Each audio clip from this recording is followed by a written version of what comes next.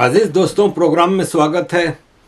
अजीज़ दोस्तों, पाकिस्तान के हवाले से कुछ कड़कती भड़कती चीज़ें हैं आपके सामने लाता हूँ। सबसे पहले तो ये सैमसंग पाकिस्तान में कन्वर्ट कर दिया गया है और अब शमसुद्दीन बन गया है। तो कन्वर्जन पाकिस्तान में तेज़ी से जारी है। सब चीज़ों का पूरी सोसाइटी फारिग हो चुकी है। अजीज़ दोस्तों, एक्स जो कि ट्विटर हुआ करता था, उस पर पाकिस्तान ने पाबंदी लगाई हुई है। आज कई महीने हो गए और फॉरेन मिनिस्टर इसहाक डार कह रहे हैं कि हमने एक्स पे पाबंदी लगाई तो अमेरिका ने भी तो टिकटॉक पे पाबंदी लगाई है, तो जो हमें सही नहीं लगता वो हम नहीं चलने देंगे। तो बात दरअसल ये है कि टिकटॉक तो चाइनीज़ ऐप है और उसमें कुछ टेक्निकलिटीज़ हैं जिससे कि वो डेटा चोरी करता है और ये सब चीज़ें हैं। लेकिन एक्स तो इस वक्त एक ही सोशल मीडिया प्लेटफॉर्म है जो सच्चाई पे चल रहा है। देखें, फेसबुक है या इंस्टा है, ये कितना ज़बरदस्त सेंसरशिप करते हैं, ये किस तरह चीज़ों को वो करते हैं। टोटल लेफ्ट इंक्लाइंड है। अभी मैंने जो गो फंड की अपील डाली थी वो फेसबुक ने डिलीट कर दी मेरी पोस्ट। उन्होंने कहा ये तो आप लाइक और व्यू लेने के लिए कर रहे हैं, ये स्पैम है और ये कम्युनिटी स्टैंडर्ड्स के ख़िलाफ़ है। अब आदमी जाए तो कहाँ जाए, ले दे के एक एक्स रह गया। यूट्यूब पे भी बड़ी एहतियात से हमें चीज़ें करनी पड़ती हैं। अजीज़ दोस्तों, गोफंड की बात निकली तो कुछ लोग मुझे बहुत मैसेजेस कर रहे हैं कि तुम तो मांगते रहते हो और आखिरकार हो ना पाकिस्तानी और बेगर और ये और वो। तो अजीज़ दोस्तों, राहुल गांधी की 400 करोड़ की संपत्ति है, वो भी तो मांग रहा है ना इलेक्शन के लिए पैसे। इलेक्शन क्या वो पब्लिक के लिए लड़ रहा है? डोनाल्ड ट्रंप और ये सब तो मांगते हैं भाई, ये लोग पैसा होते हुए भी मांगते हैं और अपने फ़ायदे के लिए। मैं भी ज़ाहिर है, मैं अपनी सिक्योरिटी के लिए, और मेरे हालात ऐसे हैं कि मैं मजबूर होकर अपने परिवार, अपने सपोर्टर्स की तरफ ही जाता हूँ। और देखें, मुसलमानों का यूनिटी देख लें। ये केरला का मुसलमान है, वो इसको सज़ाए मौत हुई है, तो उसकी मदद के लिए मुसलमानों ने जमा करना शुरू किया। 35 करोड़ रुपए जमा कर लिया। तो हम तो सिर्फ घर चेंज करने के लिए और सिक्योरिटी के उसके लिए आप लोगों से, और उसमें कोई ज़बरदस्ती तो है नहीं। और काफ़ी दोस्तों ने मतलब बढ़ चढ़ के हिस्सा लिया है। 150 से ज़्यादा लोगों ने अभी तक इसमें कंट्रीब्यूशन किया है। मेरे लिए किसी का $5 है या किसी का $100 है, मेरे लिए सब बराबर हैं। ये आपकी जो मेरी तरफ आपकी मोहब्बत है ये बताती है कि आप कम से कम एक कोशिश तो कर रहे हैं। और मुझे ये 2-4 ताना देने वाले लोगों से कोई मसला नहीं है, क्योंकि इतने सारे लोग मुझे सपोर्ट कर रहे हैं। और जो फाइनेंशियल सपोर्ट नहीं भी कर रहा, वो मोरली तो मेरे साथ खड़ा है, वो मुझे दुआएं तो दे रहा है, मेरे लिए प्रार्थना तो कर रहा है। That is more important.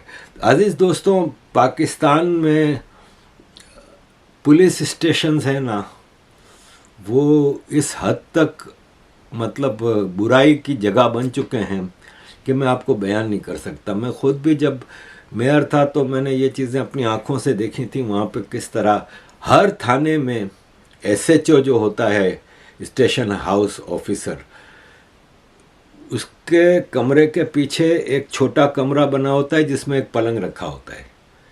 अच्छा, मैं जब थाने के दौरे पे जाता था तो नया नया जब जाता था तो मैं उनसे पूछता था, मैंने कहा ये पलंग समझ में तो मुझे भी आ जाता था। बोले सर, लंबी ड्यूटी होती है ना, कभी तो नाइट ड्यूटी या कभी वो तो थक जाते हैं तो आराम करने के लिए। लेकिन इसकी असल वजह ये होती है कि ये मजबूर लोगों को और औरतों और लड़कियों को वहाँ ला के किसी को भी थाने में बंद कर देते हैं। उसकी घर वाले आते हैं, उसकी बीवी या बहन या माँ, तो उनके साथ फिर वहाँ पे बलात्कार होता है। और आजकल मुझे कई कराची के दोस्तों ने बताया है कि ऐसा भी होता है कि कोई कपल है, मोटरसाइकिल पे जा रहा है, चाहे वो मियाँ बीवी हैं, भाई बहन हैं या कोई गर्लफ्रेंड बॉयफ्रेंड है, उनको रास्ते में किसी भी बहाने से पकड़ के थाने में लाया जाता है और वहाँ लड़के को बांध के उसकी पिटाई की जाती है और उसके सामने उस लड़की का रेप किया जाता है, उसके साथ वीडियो बनाई जाती है फिर, और फिर उनको धमकी दे के छोड़ा जाता है कि ख़बरदार है कि ये क्या वो क्या, और पैसे रेगुलरली भत्ता फिर बन जाता है और जब मूड हुआ उस लड़की को बुला के उसके साथ। तो अज़ीज़ दोस्तों, ये इस वक्त सूरत हाल है। ये जो वीडियो आप देख रहे हैं, ये डिस्ट्रिक्ट ऑफिसर है Pakpattan, sub inspector district police Pakpattan, sub inspector एहसान अहमद है। इंक्वायरी बैठेगी, सब कुछ होगा, ख़त्म कहानी। ज़्यादा से ज़्यादा ये होगा कि ऊपर इंक्वायरी करने वाले भी इस लड़की के साथ, और अपना मामला टाइम फिश हो जाएगा। ये लड़की शायद पीटीआई वाली है, ये बता रही है कि इसको यहाँ पे इलेक्ट्रिक शॉक दिए जाते थे और इसको क्या क्या किया गया, उल्टा लटका के मारते रहे हो, तो बाकी कुछ भी क्या क्या हुआ होगा ये आप अच्छी तरह समझते हैं। सीआई वाले के बंदे थे और अब्दुल्ला नाम एक शख्स था जिसने मुझ पर तशद्दुद किया और मुझे उल्टा लिटा के मुझे जूते मारे और इलेक्ट्रिशियन मशीन थी जो मेरी यहाँ पे लगा दी उन्होंने और मेरे दिमाग पे लगा देते। मुझे इस तरह से स्ट्रेस दिया उन्होंने, मतलब कि बंदा जैसे होश खो बैठता है ना, मैं वो खो बैठ। वहाँ पे मेरी तबीयत खराब हुई और रेस्क्यू वालों को बताया, उन्होंने कहीं एडमिट करवाया, मुझे वहाँ पे उन्होंने एडमिट नहीं करवाया और मुझ पर इतना तशद्दुद किया। जो बात मैं नहीं जानती थी वो भी मुझसे जबरदस्ती पूछ के मुझे मतलब कि मारते थे और मुझे मैं नहीं जानती मतलब कि वो उन्होंने क्यों किया, किसी की फरमाइश पे। मेरी फ्रेंड थी, उसकी बेटी हम पूछने जा रहे थे, उसको कॉल किया कि मतलब उसकी बेटी पैदा हुई और उसकी तबीयत खराब थी उसकी बेटी की, हम बेटी पूछना जा रहे थे। मेरे हस्बैंड साथ थे, मेरे हस्बैंड की फैक्ट्री है, कॉटन फैक्ट्री है, मतलब दूर दूर तक हमारी किसी हिस्ट्री में भी ना हिस्ट्री नहीं है, आप देख सकते हैं। मुझे इंसाफ चाहिए, मैं सबको ये मैसेज देती हूँ कि मुझे इंसाफ चाहिए। मेरी गवर्नमेंट जॉब थी वो भी चली गई है। तो पुलिस स्टेशन पाकिस्तान में बुराई की जड़ है, और इस सिलसिले में आशिर आज़म ने एक बहुत ही डिटेल्ड 3 मिनट की वीडियो बनाई है। आशिर आज़म है ना, ये कनाडा में रहते हैं। आशिर आज़म एक कराची के क्रिश्चियन हैं और उन्होंने पीटीवी का एक पाकिस्तान टेलीविज़न का एक मशहूर ड्रामा सीरियल था धुआं, बहुत मशहूर हुआ था 80s में, उसमें मेन कैरेक्टर उनका था। इसके बाद उन्होंने CSS किया और पाकिस्तान कस्टम ऑफिस में गए, लेकिन चूंकि ये रिश्वत नहीं लेते थे और इन्होंने कस्टम के बड़े ऑफिसर्स को कहा कि मैं रिश्वत ख़त्म करने का सिस्टम बना के आपको देता हूँ, लेकिन जब सारा ही सिस्टम ख़राब हो तो आप क्या करोगे, जैसे मुझे भाग के आना पड़ा वापस। ऐसे उनके ऊपर केस बना, इनको गिरफ़्तार किया गया और फिर नैब ने गिरफ़्तार किया और ज़मानत पे ये चलते रहे, जेल भी गए। और इसके बाद जब साबित नहीं कर सके कुछ तो इनको बोला कि तुम इंडियन एजेंट हो, तुम रॉ एजेंट हो। फिर इनके ऊपर गद्दारी के केस बने और फिर वो भी चलता रहा केस। इस दौरान इन्होंने कर्जा लेके एक फ़िल्म बनाई मालिक, उसमें पाकिस्तान आर्मी को टारगेट किया था और पाकिस्तान में सारी बुराइयां की जड़ ब्यूरोक्रेसी और आर्मी को बताया था। वो फिल्म पाकिस्तान में बैन हो गई, चलने नहीं दी गई, इनका सारा पैसा डूब गया और इनके ऊपर से कस्टम के सारे केस फारिग हो गए और ये बेगुनाह साबित हुए। ये वापस अपनी पोस्ट पे बहाल हुए, लेकिन अब उनको पता चल गया था, जैसे मुझे पता चल गया था और मैं रिज़ाइन करके पाकिस्तान छोड़ के आ गया कि अब यहाँ पे जीना मुश्किल है। तो ये भी रिज़ाइन करके 4 दिन के बाद ही रिज़ाइन करके अपनी पूरी फैमिली समेत कनाडा में चले गए और आजकल ये कनाडा में एक ट्रक चला के अपनी फैमिली को भी सपोर्ट कर रहे हैं और अपना मालिक फिल्म बनाने के लिए जो कर्जा लिया था वो भी उतार रहे हैं। आशिर अज़ीम इस वीडियो में आपको 3 मिनट में ये बता रहे हैं कि पाकिस्तान में पुलिस क्यों ख़राब है, क्योंकि ये पुलिस में भी जा सकते थे CSS करने के बाद, लेकिन आर्मी पुलिस को क्यों चलने नहीं देती। देखिए ज़रा।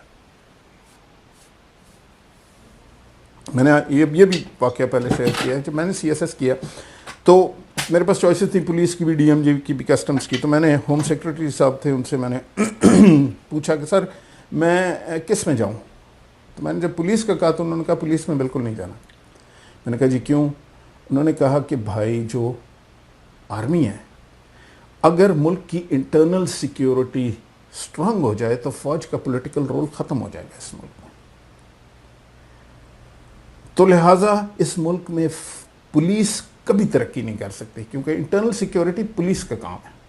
अगर पुलिस स्ट्रांग हो गई तो फौज का पॉलिटिकल रोल ख़त्म। पुलिस डायरेक्ट कंपटीशन में है फ़ौज के साथ, लिहाजा पुलिस कभी डेवलप नहीं होगी। और आप देखें हर सूबे में रेंजर्स डिप्लॉयड हैं, पुलिस का बजट यूज़ करते हैं, पुलिस वाला बेचारा अंडर स्टाफ अच्छा। और इसकी एक अब जो आप कहते हैं कि जी पुलिस और फौज क्यों लॉ इन्फोर्समेंट में नहीं होनी चाहिए, या फौज का मुल्क की इंटरनल सिक्योरिटी से क्यों ताल्लुक नहीं है, और इसी के साथ वो सवाल आपका लिंक्ड है कि फौज कानून के मुताबिक क्यों नहीं चलती। Very simple if you think about it, it's very simple. फौज का कानून से कोई ताल्लुक नहीं है। फौज ट्रेन की जाती है एक ऐसे इन्वायरमेंट में काम करने के लिए जहां पे आपके मुल्क का कानून एग्जिस्ट नहीं करता, बॉर्डर के उस पार। सो फौज का तो ट्रेंड ही एक ऐसी इन्वायरमेंट के लिए है जहां कानून नहीं होता। अब अगर आप अपनी फौज को ट्रेन करेंगे पाकिस्तान के कानून को ऑनर करने के लिए, इसीलिए फौज का इंटरनल सिक्योरिटी से कोई ताल्लुक नहीं होता, इसीलिए फौज सिर्फ अपने अपने कैंटोनमेंट्स में होती है और बॉर्डर के उस तरफ उसका काम होता है, बॉर्डर के इस तरफ सिर्फ इंटरनल सिक्योरिटी का काम होता है जो कि पुलिस होती है। अब इसको जब आप लेके ऊपर चलेंगे इस कॉन्सेप्ट को, तो आपको यह नजर आएगा कि जो इंडिया का प्राइम मिनिस्टर है उसकी सिक्योरिटी पुलिस के पास है। पाकिस्तान में जो पाकिस्तान का प्राइम मिनिस्टर है उसकी सिक्योरिटी 111 ब्रिगेड के पास है। फौज कभी अपनी सिविलियन लीडरशिप की सिक्योरिटी पे नहीं लगाई जाती, कहीं नहीं लगाई जाती। कनाडा में आरसीएमपी प्रोटेक्ट करती है ट्रूडो को, यूएस में सीक्रेट सर्विस प्रोटेक्ट करती है जिसका फौज से कोई ताल्लुक नहीं है, वो पेंटागन को रिपोर्ट नहीं करती, वो डीओडी से उसका कोई ताल्लुक नहीं।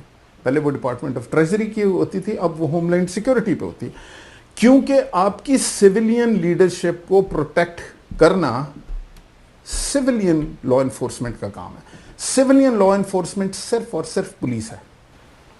तो अजीज दोस्तों, ये सारी सिचुएशन है आर्मी की बुराइयों की, आर्मी की खराबियों की। हम क्या बात करें कि पाकिस्तान की शहबाज शरीफ सरकार ने अब ऐलान किया है कि 3 आदमी बन्नू रोड पे कत्ल कर दिए गए, जिसमें 2 कस्टम ऑफिसर थे। गनमैन ने इनको फायर करके मार दिया, इसलिए कि ब्लैक मार्केट और स्मगलिंग जो हो रही है इसके खिलाफ हमने एक्शन लिया है। स्मगलिंग का अंदाज़ा लगाया गया है कि $23 बिलियन, $23 बिलियन की स्मगलिंग होती है। पाकिस्तान इस वक्त IMF से $6 बिलियन का कर्जा लेने के लिए उल्टा लेटा हुआ है, और ये $23 बिलियन की स्मगलिंग होती है। ये सिर्फ अफ़गानिस्तान की है। जो ईरान से जो डीजल आ रहा है उसमें ईरानी स्मगलिंग नहीं कर रहे, ईरानियों को तो ऊपर सैंक्शंस है तो वो तो बेच रहे हैं, उनकी ऑयल गवर्नमेंट की है वो बेच रहे हैं, और वो पाकिस्तानियों को बेच रहे हैं, और पाकिस्तानी आर्मी यहाँ पे स्मगल करके ला रही है और पूरे मुल्क में बेच रही है। तो ब्लैक मार्केट और ये स्मगलिंग का जो सिस्टम है ना पाकिस्तान में दबा के चल रहा है। और शहबाज शरीफ कहते हैं कि अफ़गान ट्रेड में जो स्मगलिंग हो रही है ना उसको रोकने के लिए हम सबको पकड़ेंगे और हम किसी को नहीं छोड़ेंगे, और फलाने ढुमकाने इसकी औकात किया है।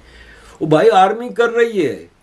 अफ़गानिस्तान और ईरान के साथ जो पाकिस्तान के बॉर्डर्स हैं वो टोटल आर्मी के कंट्रोल में है, तो फिर आप कैसे रोकोगे?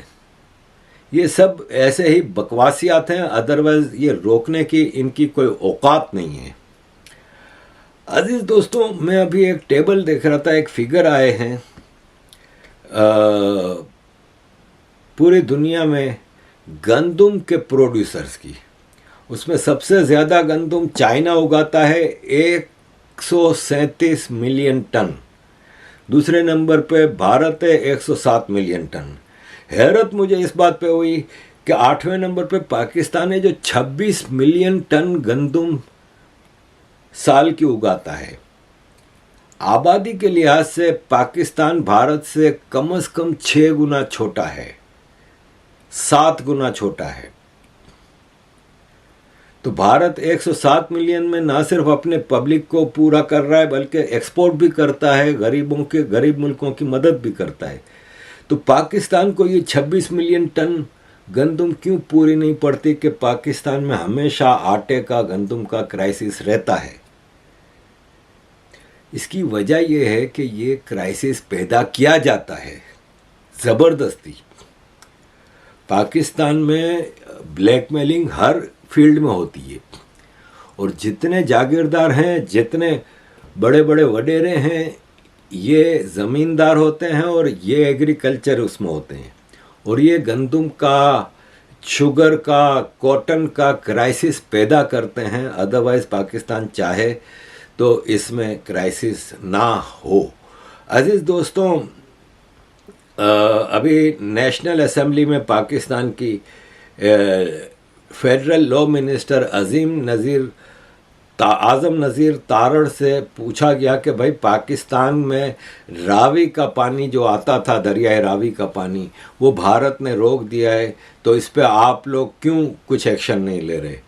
तो आज़म नज़ीर तारड़ फेडरल लॉ मिनिस्टर ने कहा कि इंटरनेशनल कोर्ट ऑफ जस्टिस में हम इसलिए नहीं जा सकते कि पाकिस्तान भारत के दरमियान जो इंडस वाटर ट्रीटी है ना, उसके मुताबिक ये रावी का पूरा पानी भारत का है और हम उनको नहीं कह सकते कि आपने पानी क्यों। अब तक भारत वो पानी छोड़ रहा था हमारे पास इसलिए कि भारत के पास डैम नहीं था उधर, और भारत में हमारी सरकार थी, उन्होंने तो नहीं कहा, लेकिन ज़ाहिर है भारत में कांग्रेस की सरकार थी, तो कांग्रेस की सरकार ने तो कभी भारत की डेवलपमेंट का सोचा नहीं, तो वहाँ पे डैम बना नहीं। और अब उन्होंने, उनकी जो जेन्युइन सरकार आई है, मोदी सरकार, उन्होंने डैम बना लिया है तो अब वो पानी पाकिस्तान में नहीं आ रहा। तो वैसे ही ये भारत का पानी है और 1960 की इंडस वाटर ट्रीटी जो साइन हुई थी दोनों मुल्कों के मुताबिक, उसमें रावी, सतलज और ब्यास है ना, इन 3 दरियाओं के पानी पे भारत का हक है। ये उन्होंने नेशनल असेंबली में स्पीच करते हुए बताया। अजीज़ दोस्तों, मलाला यूसुफजई, जिसने एक गोली लगने का बहाना करके आज वो बिलियनर हो गई, शायद एनजीओ के नाम पे चीज़ें चलाती है, पख्तून लड़कियों की एजुकेशन के हवाले से मूवमेंट चलाती है, अमेरिका की लॉन्च्ड है ये। अमेरिका ने ग्रेटा थुनबर्ग और मलाला यूसुफजई 2 लड़कियों को लॉन्च किया मामू बनाने के लिए पूरी दुनिया को। मलाला यूसुफजई का क्या कंट्रीब्यूशन है पख्तून लड़कियों की एजुकेशन के लिए? क्या केपी प्रोविंस में लड़कियों की एजुकेशन सही चल रही है? कितनी लड़कियां हैं जो स्कूल जाती हैं, ये बता दे। और अफ़गानिस्तान में तो सिरे से ही नहीं है, इनका कोई बयान तक नहीं आता इन चीज़ों पे। इनकी सारी एक्टिविटीज़ किस चीज़ में है? हॉलीवुड, ऑस्कर अवार्ड, ये ड्रामे बनाना, फिल्में बनाना, इन चीज़ों में इन्वॉल्व हो रही हैं। और इनके फादर ने भी खूब इसमें हिसाब किताब किया है। और अभी इनको बहुत ही सख्त सिचुएशन का सामना करना पड़ा जब ये हिलरी क्लिंटन के साथ मिल के एक ब्रॉडवे शो के उस पे हिलरी क्लिंटन के साथ मिल के गपशप लड़ा रही थी और उनके साथ वो उसको प्रमोट कर रही थी। तो उस पर उनको बड़ा वो हुआ कि हिलरी क्लिंटन तो गज़ा के ख़िलाफ़ जो इज़राइल की जो फ़ौज हमला कर रही है उसको सपोर्ट करती है, तो तुम इसका मतलब अमेरिकन एजेंट हो। और अब किसकी एजेंट क्या है ये आप सबको अच्छी तरह पता है, लेकिन ये इसने बड़ा फ़ायदा उठाया तालिबान के ख़िलाफ़ एजुकेशन की जिहाद के नाम पे।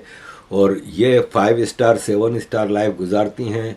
और ये है कि बस आगे मैं क्या कहूँ, आप समझदार हैं अजीज़ दोस्तों, thank you very much for all your support. Kindly keep supporting.